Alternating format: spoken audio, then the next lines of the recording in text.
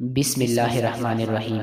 حضور صلی اللہ علیہ وسلم کا ارشاد ہے کہ کوئی بندہ ایسا نہیں کہ لا الہ الا اللہ کہیں اور اس کے لیے آسمانوں کے دروازے نہ کھول جائے، یہاں تک کہ یہ کلمہ سیدھا عرش تک پہنچتا ہے، بشرطے کہ کبیرہ گناہوں سے بچتا رہے۔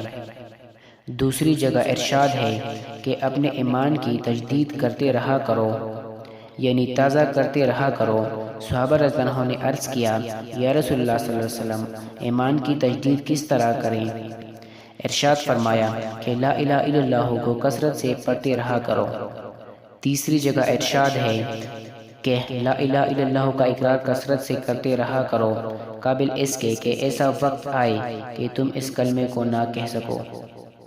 حضور صلی اللہ علیہ وسلم کا ارشاد ہے کہ لا الہ الا اللہ کا اقرار کرنا جنت کی کنجیاں ہیں۔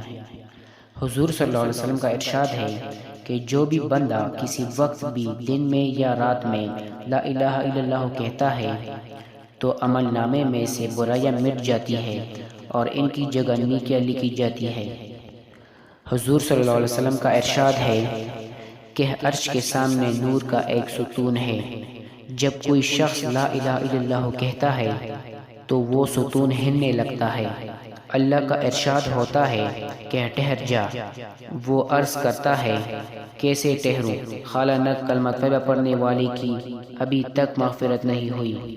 ارشاد ہوتا ہے کہ اچھا میں نے اس کی مغفرت کر دی، تو وہ ستون ٹھہر جاتا ہے۔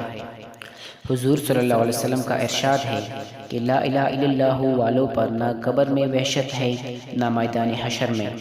اس وقت گویا وہ منظر میرے سامنے ہے کہ جب وہ اپنے سروں سے مٹی جھاڑتے ہوئے قبروں سے اٹھیں گے اور کہیں گے کہ تمام تعریفیں اس اللہ کے لیے ہیں جس نے ہم سے ہمیشہ کے لیے رنج و غم دور کر دیا۔ دوسری حدیث میں ہے کہ لا الہ الا اللہ والوں پر نہ موت کے وقت وحشت ہوگی نہ قبر کے وقت۔